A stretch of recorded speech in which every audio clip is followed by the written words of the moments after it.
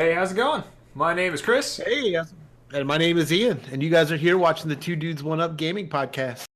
Oh man, how are you doing this week, Chris? Doing pretty good, man. How are you doing?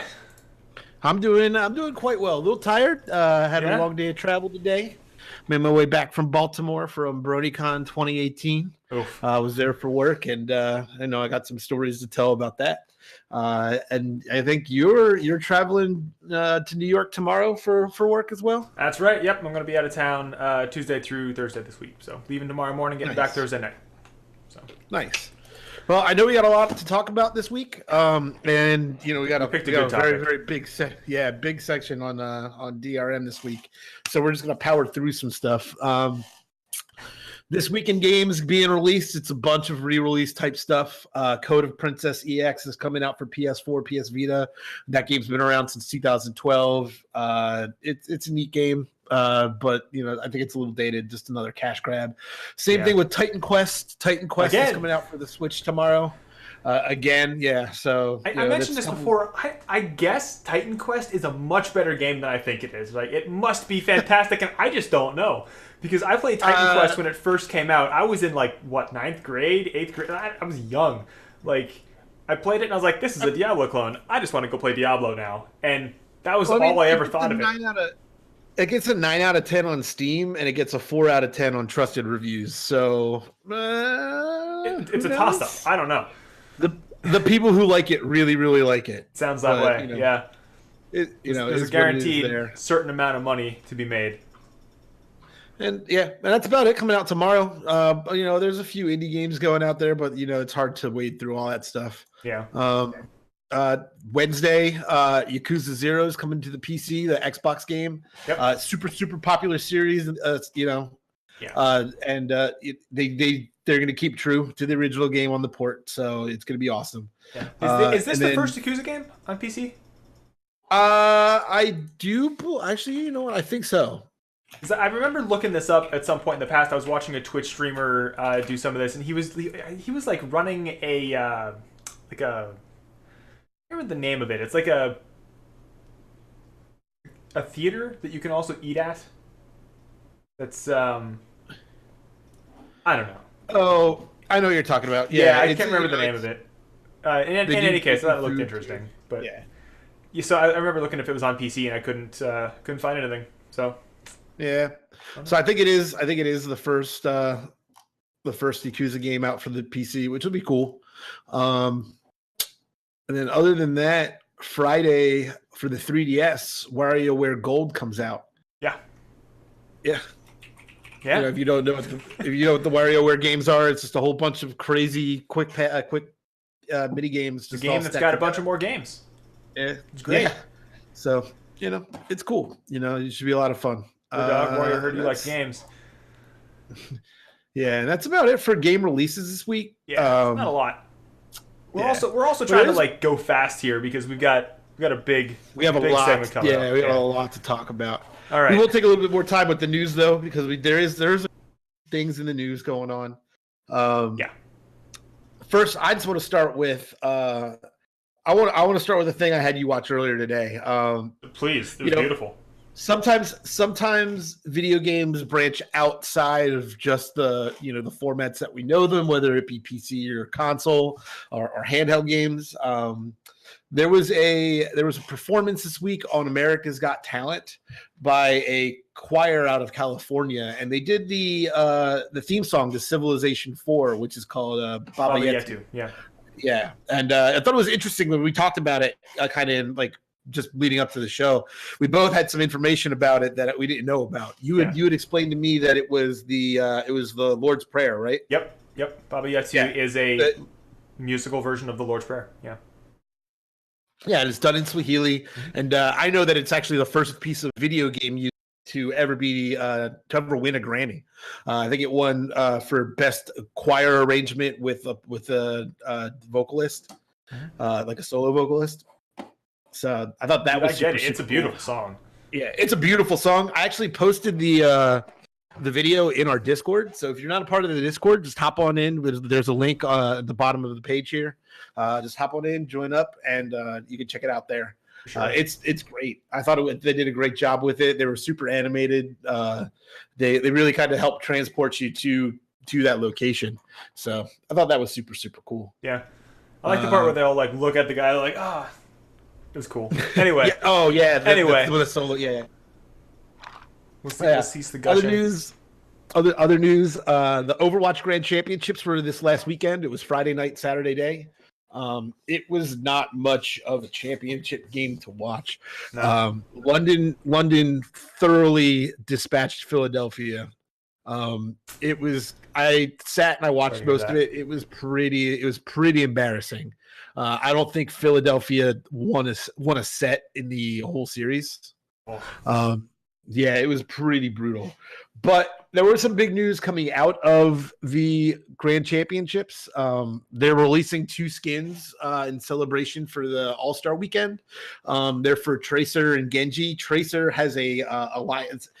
They say it's to represent the Pacific and Atlantic divisions, but it straight up looks like Alliance and Horde. Okay. Yeah. Tracer has what I consider the Alliance skin, and Genji has what I consider a Horde skin. And they announced that the All-Star Weekend is going to be August 25th and 26th in Burbank, California. So I know that the teams were voted on by the general public, and they've been finalized now. So it'll be you can find all the information on the Overwatch League website for that kind of stuff. Yeah. All right. Fortnite, the guided missiles are coming back. That's kind of cool. They were super, super popular before. Lots of rocket ride videos and cool stuff like that from the guided missiles. So they're coming back for a short period of time in season 5. So if you're a Fortnite fan, enjoy it. This season's been absolutely insane with the portal rifts and being able to go through the portal rifts, and it drops you back off in the sky, and you can parachute down to a different section. I love everything that they're doing with this game, and it's absolutely incredible. And I hope to see more about what's going on with the rifts and where we go next for season 6, because I think we are about 2 months out from that at this point. Yeah, it's closing in. Yeah. I mean, each season's 10 weeks, so we're definitely on the front half of it. But like the golf carts are super, super cool. You know, they've introduced a whole bunch of new stuff that's been super awesome. The Mario Kart racetrack in the desert, super awesome. There's lots of little secrets, and we haven't found them all yet. So we'll see what happens here soon. A lot of good stuff waiting just over the horizon. Let's hop down to something I can talk a little bit about, I guess. Monster Hunter World coming out next week.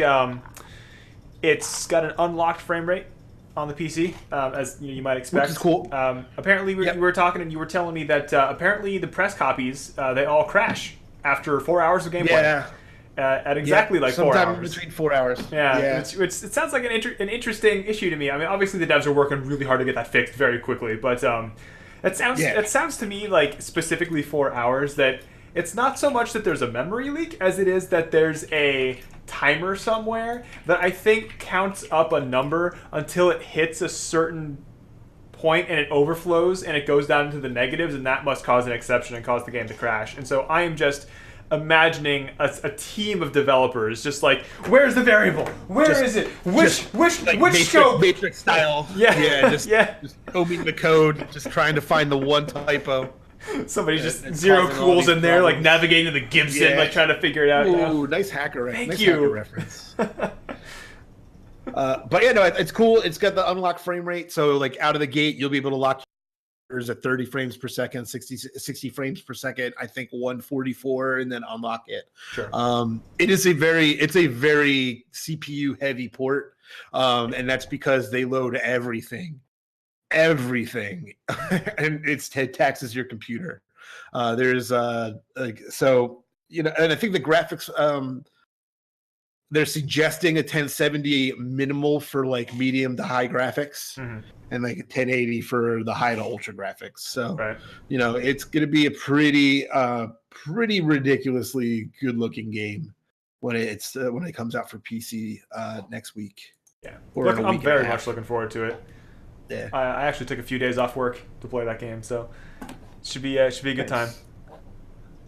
Nice. There was a report earlier this week that a few of the Battlefield 5 multiplayer modes were not going to be available at launch. And then the two modes that they were talking about were the Battle Royale mode and then another mode called Grand Operations. Right. Which is weird because the Grand Operations has already been played at like E3 and stuff like that. There was been a working build of it. Mm-hmm. But EA has come out and said no, it will be available at launch. Okay. And to ignore the other reports. So it just sounds like a mistaken statement. Yeah. Yeah. It is. The alpha for Battle 5 is out somewhere, and there'll be an open beta in September. Okay. And then I think it's going to launch on October 19th. So, it's right around the corner. It looks super cool. Battlefield is a pretty fun game, especially if you like to blow shit up, because everything is pretty much destructible. Yeah. So it's always been like, I've always clumped it in the same group with Call of Duty, but where Call of Duty is like the fast-paced, like very, very action-packed game, Battlefield has always been the like slightly slower, more long-term kind of gameplay, with kind of just a grander scope to it. And I think I've always liked Battlefield over Call of Duty for that reason, that there's more to think about in it. So yeah, that's just me. And on those lines, EA is really looking towards cross-platform play for all their major franchises now. I mean, they've seen how successful Fortnite's been with it, and they're we're talking games like FIFA and Madden and Anthem. And Anthem and Battlefield. They're all looking at trying to get that into PC to mobile or mobile to console or console to PC, so everybody can finally play together. I think it's super exciting that like this is now becoming a thing. I know this is something that people have been asking for a very, very, very long time. Yeah. Being able to play PC games and console will do a lot for the player like bases that they've got. Yeah, it'll be really nice. So they're saying that EA is saying that in 5 years they would say the majority of their game experiences now will be cloud based, which will help facilitate that cross platform. Okay. And they're also saying that they're going to be experimenting a lot more with free to play games. So maybe they're talking about maybe like a free to play game in the shooter genre, maybe to kind of compete with Fortnite. But that I would expect nothing less from EA than to try to hop onto that and make some money. So yeah, I mean there are a bunch of like pretty good free to play shooters already. I mean, if you're into like Warframe, that's free, or if you do like if you're more like the Call of Duty style, you might look at like Blacklight Retribution. I don't know. There've been a few good ones. Yeah. And with online play, I did want to talk about Destiny 2. With the Forsaken DLC right around the corner. They're planning on ramping up PvP damage to kind of create a quicker time to kill. They want gun battles to kind of be over a little bit faster. So who knows? I'm gonna do a quick restart of my audio engine here. We'll talk for it. Okay. So yeah, like. A lot of players have been talking about in Destiny 2 that there are a bunch of. It seems like there's just like the general roster of weapons that everyone uses in multiplayer, and what they're trying to do, what Bungie's trying to do, is to balance the playing field a little bit more by making things do a little bit more damage. That you can use a whole variety more of weapons. And that way you can, you might have a gun that you like for PvE, but just doesn't work for PvP. Now it may be able to be a little bit more viable in PvP. So, that'll be nice. Most of the guns I like using in Destiny's PvP are just my PvE weapons, because I just don't feel like having a PvP build. Like if I have to do PvP, let me just go knock it out. Like please just let it happen. So yeah. And I know with the Forsaken update, they're doing a whole lot of stuff with weapon slots and like ammo availability. So like I know you'll be able to shotgun in your primary and a rocket launcher is your secondary. You want to run around with like 3 shotguns? I mean, that's you. Yeah, that's you can do it. So they just want. I think they just want to make sure that they can they can offer the weapons that are viable to support that. Yeah. So that's coming right around the corner. I forget the date of when the Forsaken expansion is, but I know I'm looking forward to it. I had like the September. opportunity to play the new. Yeah, I had the opportunity to play the new why can't I remember what it's called now? The Gambit mode. Oh yeah. The other week, and I thought that was super super cool. I had a lot of fun, and it gets me really excited for PvP. I'm not a big Destiny PvP guy, but I feel really good about that game mode, and I think they're making a lot of positive changes to that game. Yeah, for sure. I know both you and Ben talked at length about it. Yeah. Just as a very quick aside, shout outs to Dammit Bennett who made this sweet overlay that we've got going on. Yeah. All right. I do want to say one more thing. I know it's not in our news little. Do it. Hit me with the news. Yeah, I will hit you. Help me become an informed human being. Where did I write this down at? I wrote this down. One of the Portal writers is coming back to Blizzard. Blizzard? One of the main writers. Yeah. Huh. Not Blizzard. My bad. Valve. Okay. All right. Okay. Yeah. I've lost my notes here. I had a note about it. For some reason I can't find it now. Gotcha. Fair enough. But one of the main writers from Portal and Portal 2 had some issues and had left Valve for a while. Here it is. Jay Pinkerton. Okay, yeah. He had left. Yeah, so he had left. Back in 2017, a bunch of Valve writers all kind of left after Portal 2. And it's now that if you look on the Valve staff page, Jay's bio is back up, which is interesting, especially because Pinkerton wrote parts of Left 4 Dead and Left 4 Dead 2, and I know they're talking about doing a Left 4 Dead 3 game, so he may be involved. They may have brought him back to be involved with that. So that's speculation in my part. Are you telling me Valve can count to 3? And that's why I said it's speculation in my part because we all know Valve can't count to 3. So we'll see what happens going on there. I just thought that was is that a pig out my window? Yeah. Oh man. Yeah. Let's say we move on to some of the real meat and potatoes of what's going on tonight. Not that what we've been talking about hasn't been fascinating. However, we got some sick stuff going on. So we chose digital rights management as our topic this week, DRM, as it's more commonly known and spit upon. Right. Yeah. So DRM is one of those things that a lot of people have very strong opinions about, and I feel like not a lot of people are really informed exactly on what it is and how and like how it works. Yeah, like where it came from and like what the point kind of is, and like I mean the point is kind of easy enough to grasp, but like just I think there's kind of a bigger story to DRM that like you sort of miss when you don't look at the big picture of it. I mean, yeah. I look at DRM, I mean, and it's obviously it's easier to do this in hindsight now that like I think our biggest struggles are behind us in terms of that type of software. I like to look at it this way. I think it has been a long learning process to accomplish a goal that was needed in a rapidly changing environment, and despite the rough patches we've had along the way, I think we got to where we needed to be for the time being anyway. Yeah. So I mean, we just start off with defining it, and we just pulled the definition straight off of Wikipedia. If you want to just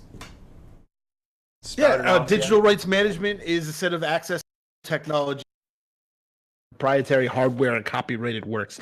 So pretty much what that sentence is saying is that there are technologies in place to try to control the use, the modification, and the distribution of copyrighted stuff, such as like software and multimedia content, as well as systems within that stuff.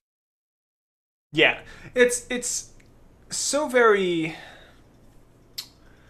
the big point of DRM is, if you try to put it into layman's terms, it's really that a lot of people spent a lot of time making a game, and they want to be paid for their efforts. There's no really easy way to compare it to anything, and a lot of court cases have tried to do that, to say, well, if you wouldn't steal a car, it's like, well, I mean, if you steal a car, you've stolen the car, but with software, the original thing isn't gone. All you've done is removed the opportunity for the company to make a sale on a product. Like can sell infinite numbers of things, which makes it very complicated. But let's just take it from like a historical sort of walkthrough here. DRM initially was placed upon, and we're because of we're a gaming podcast. We're just focusing on this via games from that perspective here. But initially, in terms of games, DRM at first didn't exist. It wasn't there until there was a realized need for it. So you have your very early stuff that just kind of had no extra limitations on it. It was hard enough to actually get an interactive media to exist, and they didn't put extra effort in to do more than that because it was already impressive enough. And the first time we really see DRM showing up is in like user manual requirements. But I mean, back then the internet, it wasn't widely available, and if you could get it, it didn't have the capacity to really send enough data at once. You couldn't send 100 megabytes, and games weren't 100 megabytes at this point. I mean, you couldn't send 2 megabytes over the internet, right, because you were on at best a 14K modem.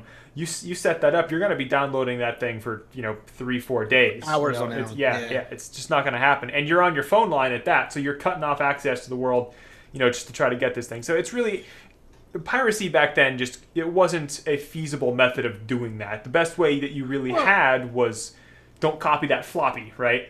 And right. even that, and that was a thing. That was a thing back in the day. Where you could go to like I want to say like the mall, but like you would go to a gaming event or a convention of some sort, like Dragon Con or anything like that back in the day, and there'd be guys at a table with like the giant thin containers of floppy disks that just had copied games on it that you could purchase. Yeah. So I mean that was a problem back in the day of games being copied.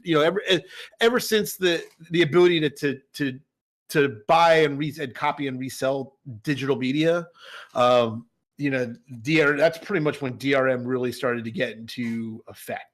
And yeah, like you said, the first set was really just user manual requirements because they're copying the games, but they're not copying the user manuals. They're not going. It's nobody's going to sit down and type out the whole manual and photocopy it and attach it to everything. It's just you get your discs, right?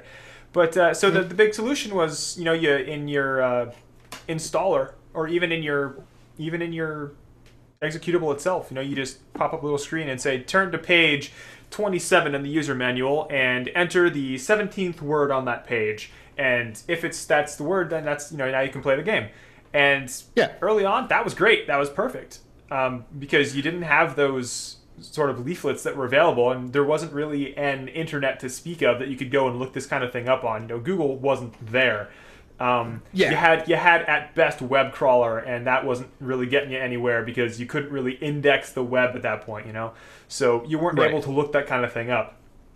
The best you could hope for was maybe if you were real lucky, your local library had that disc on file in its electronics section, and you could look it up, right?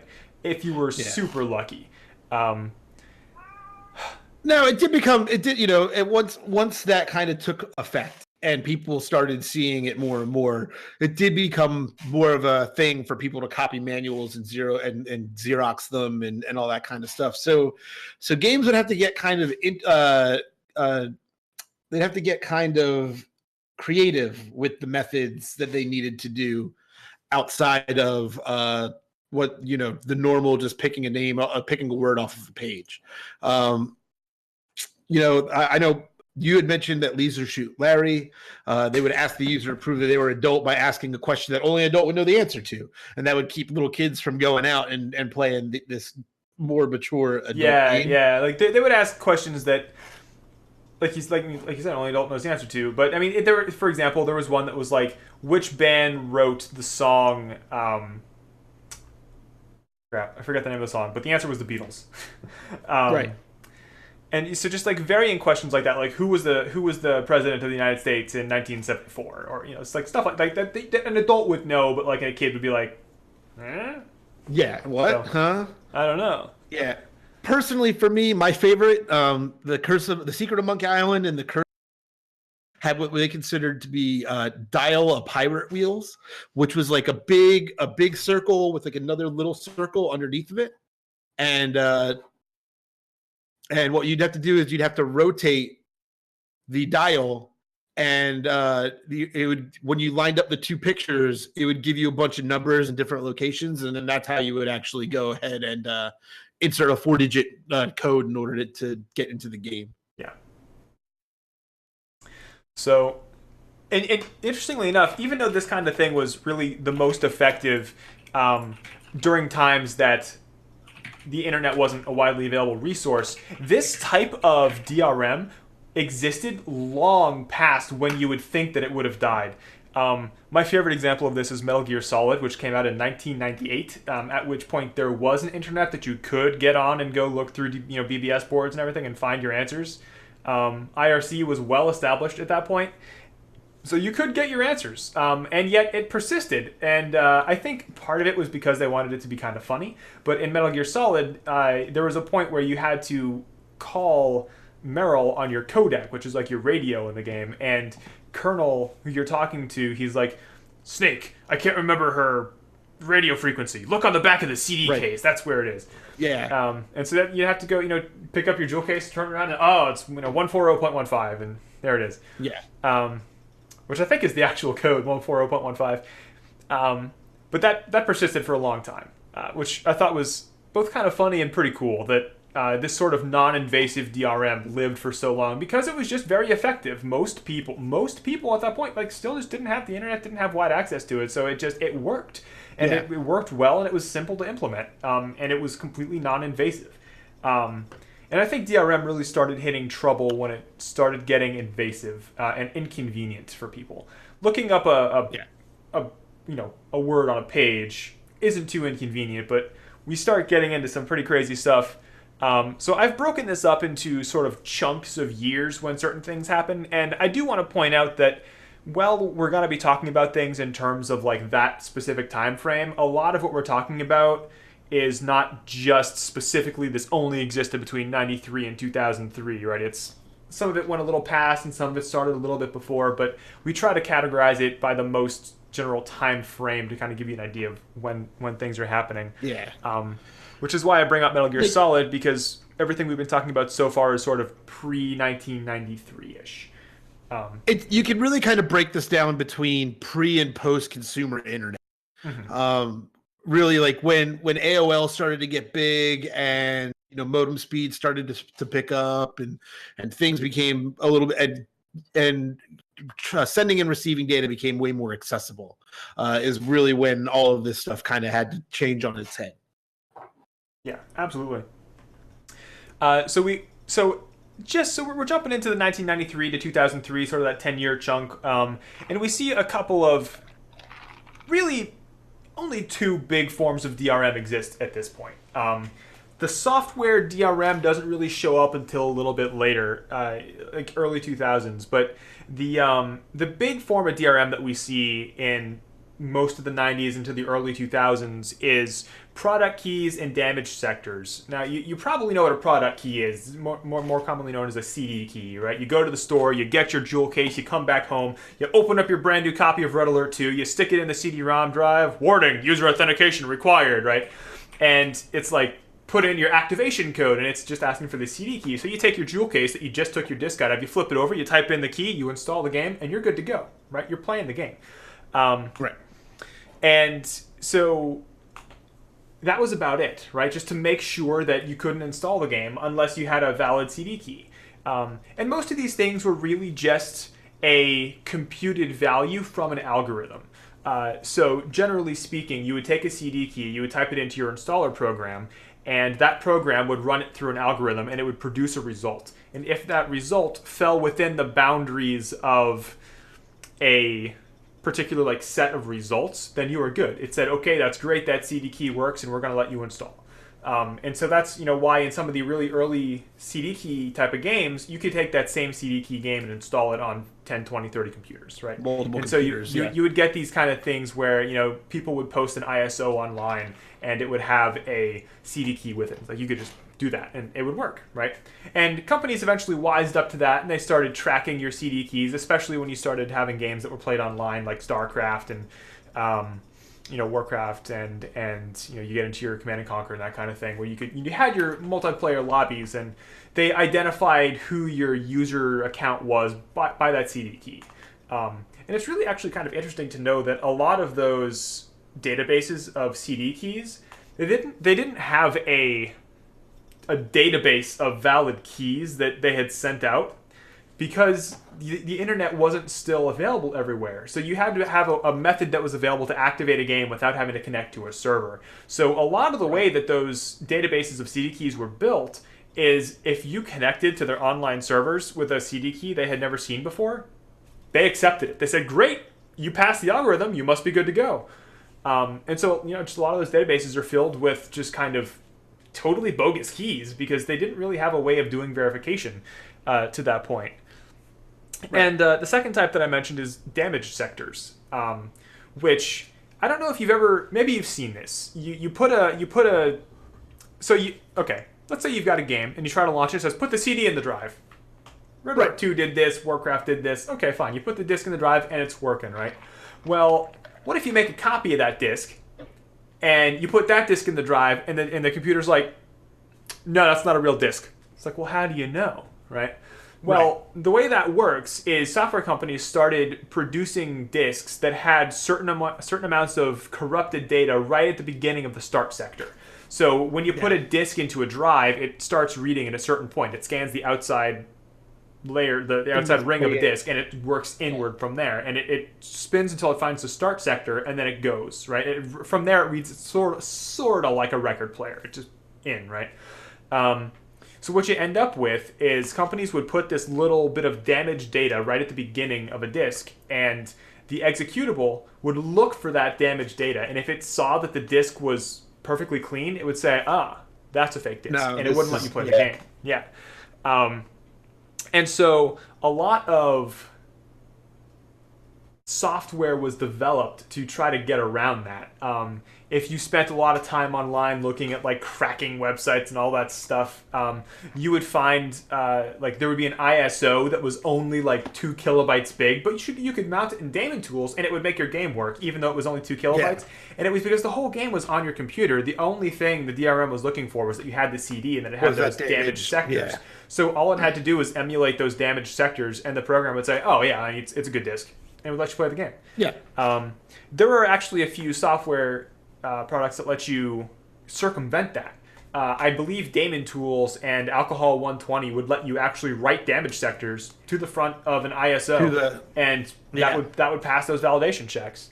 And so a lot of the sort of history of DRM's advancement is because people found ways to circumvent it. So every time it's sort of this battle that's back and forth. When you learn how to circumvent something, you have to come up with something new. And you'll find that the history of DRM is really just a bunch of developers trying to figure out a way to protect their intellectual property. And the more advanced they make their defense, the more advanced the countermeasures become, and it's just a battle of escalation. Yeah. So product keys and damage sectors. Yeah, that's progress. Yeah. So product keys and damage sectors, those are your big things for like 10 years, right? That's kind of what was there for a long time. Right. And when we hit about 2003, things start to get crazy. The internet starts becoming more widely available. People are able to download a lot more data. People's computers are able to store significantly more data. You have more processing power. You have a lot more RAM. Things aren't measured in megabytes anymore. They're measured in gigabytes. Computing really starts to take off at this point. Yeah. So this is actually right after like when Napster shuts down, FireWire and torrenting of things become super, super popular. Is actually right kind of like when this starts up, because I know Napster closed down in 2002. Yeah, for sure. It was kind of that first big push where the government had to get involved, where enough companies stated that they were losing enough profit that the government had to come in and say, okay, clearly there's something we need to regulate here. Like the internet's obviously something to be concerned about at this point. So you have a lot of these developers trying to come up with ways to make this work. And you had a lot of different ideas thrown around, and unfortunately, the big one that got punched through is software DRM. Now, software DRM is a piece of software that comes along with your game that is installed on your system. And that software needs to have access to your RAM. Without getting too technical, any piece of software in your computer, Microsoft Word, a game, calculator, whatever you're running, needs to be able to have some amount of RAM that it can write to, that it can access, that kind of thing. Now, it's all controlled by the kernel, but that doesn't really matter. Microsoft Word needs to be able to save a file, right? Spotify needs to be able to load music files into your RAM so you can listen to them, right? Now, this is not a big deal. This is how it's always been. It's how it's always going to be. Every program has to be able to access its own memory. But software DRM not only needs to access its own memory, but the memory of every other program on your computer. And this is where you get stuff like the Electronic Frontier Foundation stepping in and saying, this is way too invasive. It should not be able to access this. And I'm gonna get to sort of like when this threat is recognized a little bit later, but for a long time, this is kind of how it was. And so you have these big things that got around. The two big ones in the like early to mid 2000s were SafeDisk and Securom. SafeDisk, you might have heard of it, but I know you've heard of Securom. DVDs use that, right? Yeah, actually, DVDs currently use version 4 of SafeDisk. Yeah. Oh, okay. Cool. But Securom, I know you've heard of. I'll talk about SafeDisk first because of the two, it was really the lesser evil. SafeDisk was sort of a very advanced version of corrupted sectors, right? The sort of the bad sectors that we were talking about earlier. It's kind of a next step in that direction. It does need to exist on your system in order to function, but it doesn't need to be saved on your system. So it's launched from the disk, but the executable has to be able to be decrypted. So essentially, the disk has certain software on it that has an executable.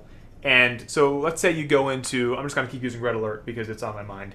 Let's say you go into the Red Alert disk and you click on ra2.exe, right? That's not actually the game's executable. It looks like it, but it's not really it. It triggers a program to be run called, in this case, SafeDisk, that will open a decryption module, and it'll start to load a file and decrypt it on the fly, and that file will contain the real executable that gets run. Now, in order to know that this decryption process isn't being tampered with in any way, it also, like I said, needs to monitor your system RAM, which is not a good thing. Any piece of software that has access to another piece of software's memory is a potential risk. So whether that's for causing a crash or opening an avenue for an exploit that you can be hacked or anything else, you always want isolated programs. And SafeDisk, it did only access your other memory for a short time, but it still provided an attack surface, and that's really not a good plan. But like I said, lesser of the two evils. At this point, version 3 and lower are completely circumvented. They are now trivial, and they've been broken. They're dead.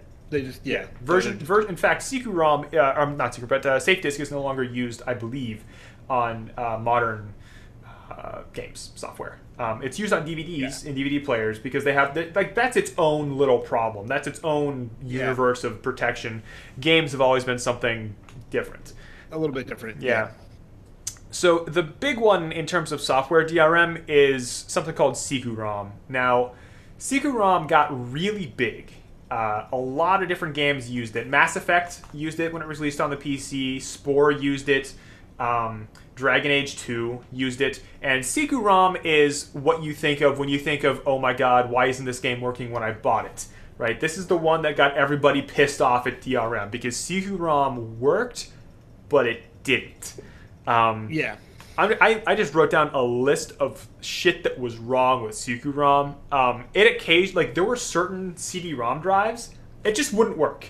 it wouldn't work. Just period. There was a hardware level incompatibility, and even if you bought the legitimate game, you couldn't launch it because CD-ROM just did not support that hardware.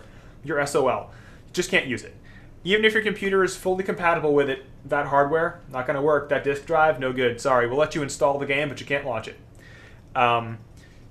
So there was certain software that CD-ROM actually looked for. So not only did CD-ROM install separately on your computer and actually launch its startup in a hidden process, it would look for certain software to exist on your computer, and if it existed, it would not let your game launch. If you had daemon tools installed, your game wouldn't launch. If you had a virtual drive present on your system, your game wouldn't launch. If you had Process Manager installed on your computer, your game wouldn't launch. And this is CD-ROM trying to prevent any possibility of compromise on that application, but it's too invasive and it's wrong more than it's right in terms of actually protecting the user, and it caused problems for end users. In the case of Spore, it actually, I believe I recall several instances of people's games not only working, but that their computers kind of got a little funky after they started putting that CD-ROM in there. I don't know what version that was. That was around 2008. But the list of stuff about CD-ROM, it's just, in particular, like I said, it was widely popular kind of in the middle of the 2000s. It got popular because it was sort of easy to implement. It didn't take a whole lot of technical know-how to install it, and its footprint was pretty big on the user's system, but kind of small on the game. And so it utilized that data position management that I talked about before with the bad sectors on the disk to make sure that the disk itself was able to be read properly. Moreover, it required frequent online checks. And by frequent, I mean like every 15 minutes or so. It would ping the server to make sure, hey, yep, we're still online, we're still online, we're still online, here. It's still valid, we're still online, that kind of thing. And for people who didn't have a lot of internet throughput, that was really nasty. If you were on dial-up internet, sorry, you're playing a game, you can't be on, your phone, It also had limited installation activations, typically 2 or 3 of them. So you might recall Far Cry 2, you could only install it 3 times. Mass Effect, you could only install it twice. CD-ROM generally was 3 installations, and then I think after the EA law, they upped it to 5.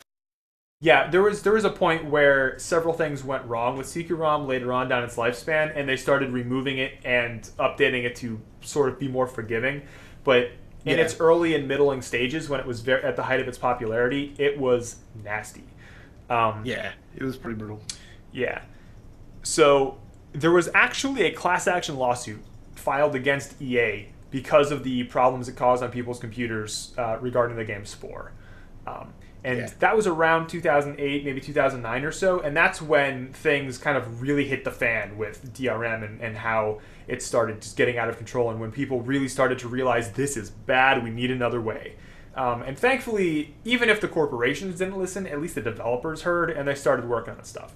Work on some stuff, yeah. So I can tell you good news. As of 2016, every version of CD-ROM, all of it is completely circumvented. You can get by all of it. Thank God. Additionally, Windows 10 does not support CD-ROM. If you have a disk that uses CD-ROM, Windows 10 will not launch the application. Microsoft released a statement saying that it's too big of a security risk. It opens the door for viruses to be spread easily and without control. And it doesn't work. Anything with CD-ROM, you got to be on Windows 8 or earlier because you're not getting it to run on 10. Oh man, there is one other thing that happened in the early 2000s that, thankfully, sort of set the stage for where we are today, which is sort of a more. Well, we'll get here. In 2003,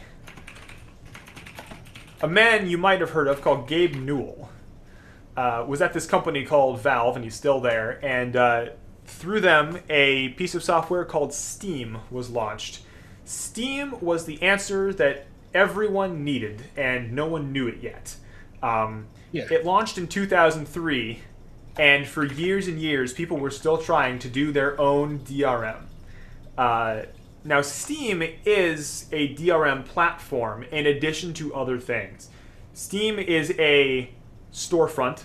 It's a library manager. It's a social hub. It provides achievements. It provides a friends list. It provides chat, voice communications. It provides trading cards. It provides a market that you can sell community stuff on that integrates with games. It provides a very easy interface for developers to write multiplayer software. And this wasn't all there at the beginning, but over time, Steam started adding all of this stuff.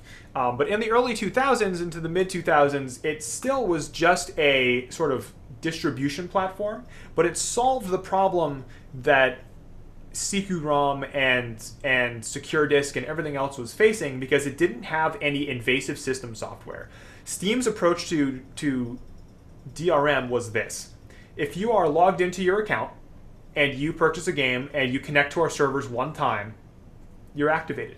As long as you're logged into that account, you can play that game on that computer. And that's it. Even if you launch an offline mode, they would never try to re-verify. They would leave you there. Now, obviously, if you're in offline mode, you can't play the game online, but there's no argument for prevention of you actually launching your application. Right. So that's some good stuff. We appreciate that, Steam, Valve. So moving on. I do want to point out. Go ahead. Yeah, I've been talking forever. Go ahead. Yeah, before we go on a bit. So, like when I talking about like the timeline of what everything's down, Valve came out in the grand scheme of things, or Steam came out in the grand scheme of things, not too long, only a handful of years after Netflix started its online streaming service. So I know like Netflix does play like a large role in this as well, in the sense that a lot of people were waiting to see when Netflix, like how people would respond to the online services that Netflix had. And I believe Netflix, the online started in '98, so it was about 5 years. And that was like enough time for other markets to really kind of sit back and look at what they were doing and be able to tell whether or not that what Netflix was doing was a success. And it obviously it is. And back then, the higher ups in the companies realized that, you know what, the online platform for media, that kind of medium, is totally viable. And then they just happened to take the leap. Now, I remember when Steam first came out, it wasn't that great. They went through a lot of work over the years to make Steam what it is today. Yeah. I can't recall a lot of the problems that Steam had like straight up out of the gate. I know that it wasn't mandatory for all of the Valve games, like right out of like at first. That's correct. Yeah. So yeah. So they didn't force you to use it, and that kind of was a problem.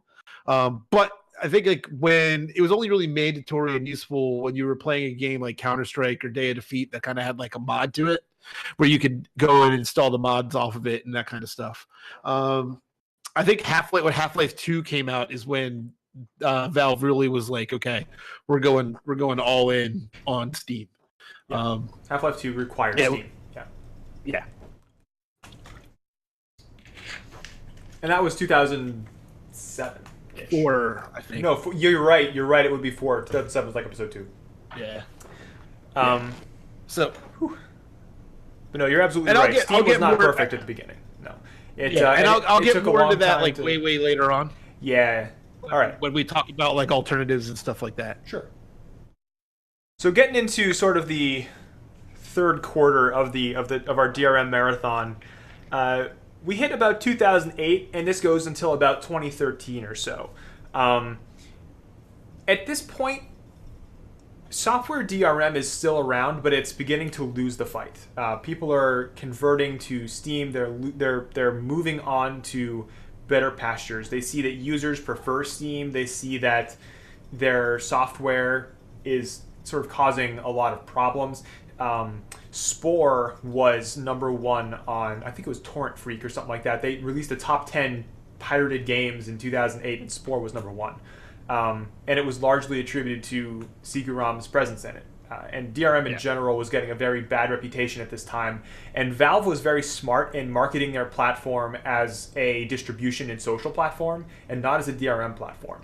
Because while it performed that service, they kept adding other features to it. And it was during this period that Valve added all that stuff that I talked about before. They added they made it into a very stable platform. It provided social features. They added achievements. They added the in-game overlay where you could still use the Steam browser. You could browse the internet from in your game now. You didn't have to alt tab out or do whatever else. They added emoticons to it. They added trading cards. They added the community market. They did all of this stuff. And beyond that, they also managed to launch Portal and Portal 2 in this time, along with Episode 2 for Half-Life. And Valve was very closely tied with Steam at this time, and that good PR really did a lot of help to Steam as a platform. And by about 2012 or so, most of your standard problems with DRM sort of went away. On newer games that were coming out, there was still a lot of problems with older games, and things were being upgraded, and Seku-ROM was being fixed to add more activations and all of that stuff that you even mentioned before. But 2008 to 2013 was really sort of the DRM starts to find its place and how it should be managed a little bit. Yeah. And after about 2013, you get into what I call modern DRM, which is nobody thinks about it anymore. Right. There is still some software DRM that floats around. Denuvo is one of them. It actually came out in 2016. I was very surprised to learn how recent it is. It's a piece of software that is shipped along with your game that is installed separately, just like Seku-ROM was. I don't have any sources on me to talk deeper about it, but I do know there has been suspicion about it, and I only imagine it's because, of course, it's going to have to access your system memory. But we've been moving very, very much towards the standardization of DRM as a platform, which is sort of what Steam is, like I mentioned before. And we have all these other publishing companies now realizing, okay, this is stable, this is going to work, we need to do this. So now you've got EA's Origin, you've got Ubisoft's Uplay, you've got Rockstar Social Club. Everybody wants a little piece of that publishing action with that sort of formula because it works, and because people don't hate it, and because it's not very invasive, and because it's been proven to be stable for a period of more than 10 years. Right? Most of your corporations want that assurance, and so we finally kind of got there. I'm not going to say it's perfect. Obviously, no DRM is the better option, but in terms of making sure that the person that you sold it to is the person playing the game, this is the best that we've seen so far. Yeah, I agree 100%. When it comes in, and I talked to you about this briefly beforehand, when it comes to pirating games and all that kind of stuff, I sit on the fence of what they're doing now is being the right answer. The goal really is to make things like easier and cheaper to get your hands on than spending the time to go figure out how to pirate it. And a lot of these, and being able to say, oh, I like this game developer, have them have their own platform that you could just find their games and download them from, and not have to worry about security checks or whether or not it's going to work or not and all that kind of stuff. So I'm very much a big fan of the model of pay for what you want. And not for all.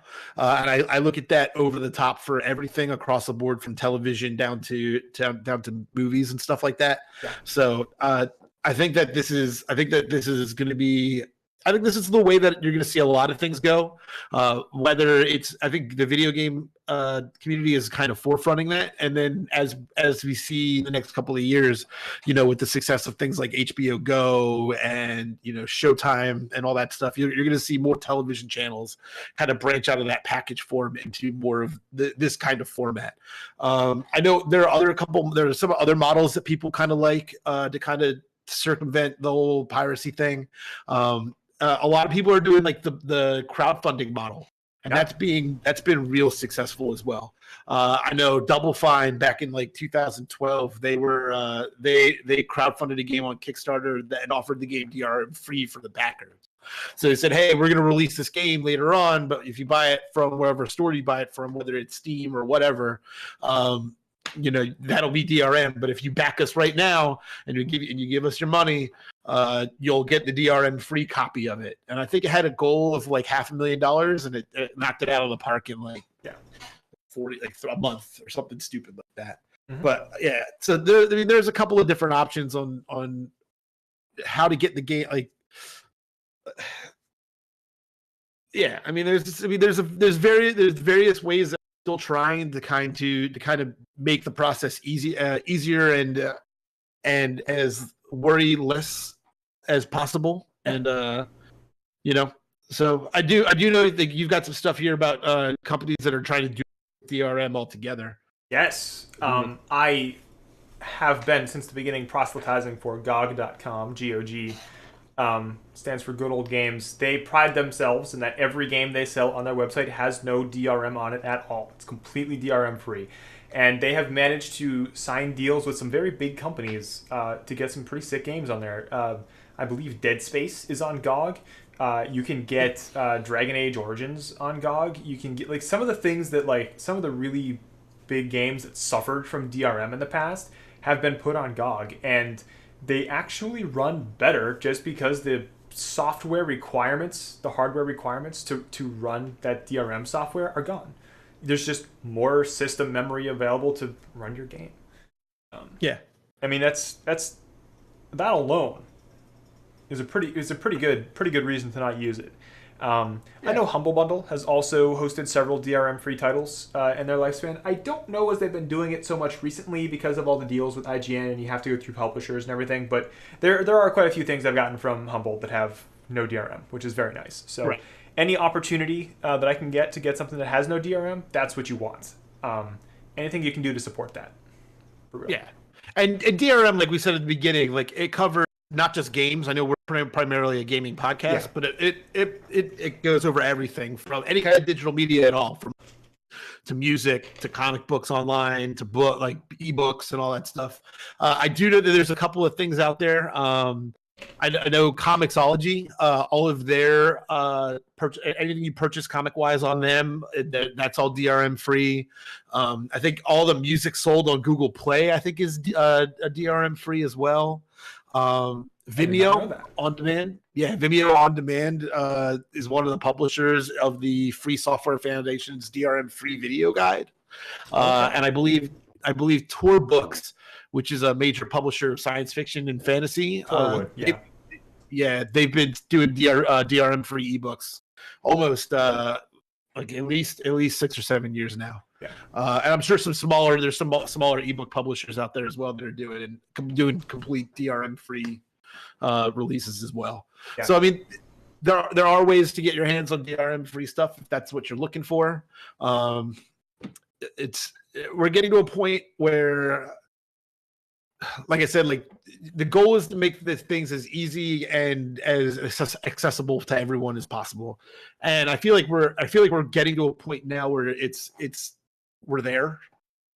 And odds are it'll be the next big computing change that kind of flips everything on its head. And it'll be interesting to see where the industry goes across the board with in trying to figure out how to protect the rights of the software and the media that's out there. Who knows what'll happen when everything goes cloud-based, when everything's up in the cloud. Then like, what do you do? I will fight that till the day I die. Yeah. But I mean, it seems like that's probably the most viable and reasonable point that we go to next is that everything is in the cloud and nothing exists, on format anymore. I hear it. Wow, right. That's a lot of information. There's a ton of it. That is a knowledge dump. Yeah. Whew. Thanks for putting up with this on this giant knowledge. Oh man. Let me ask you this. I know we had we can talk about what we've been playing, but I wanted to ask, do you have time to share the story that you told me before we started? Oh, you know what? I will share that story in the Discord. Oh, all right. The people who join our Discord. It's a really good story. Trust me, you want to hear this. You can find that link down below. You can find us on all sorts of forms of social media. We're on Discord. We're on Facebook. We're on Twitter. We're on Instagram. I think we have a Snapchat that I don't use that I probably should start using. We might have one. Yeah, you know, all sorts of stuff that I need to stay on top of. Yeah, but come join us. Let us know, you know, what you like, what you don't like. We're still playing with stuff. I know, like last week we did like a top 5 list for our segment. This week we did the history of DRM. Let us know what what you want us to talk about, what you're interested in. You know, we'll do a little bit of research. We'll talk about it. You can follow this gentleman right here. This is Chris, also known as Average Goatee on Twitch. Right there. I am Stuck Mustard. I am going to do a Warframe After Dark stream here in a few. I'm going to grab a quick snack and then I'm going to hop on my channel and knock that out. Ooh. I'm trying to make my push for affiliate finally. I figure after the amount of time I've been on here, I should start caring. Dude, make it happen. I want to thank everybody for coming out. You know, come find us, come talk to us, let us know what you guys are thinking. And I want to wish you guys a happy week of of good gaming. Yeah, have a good one.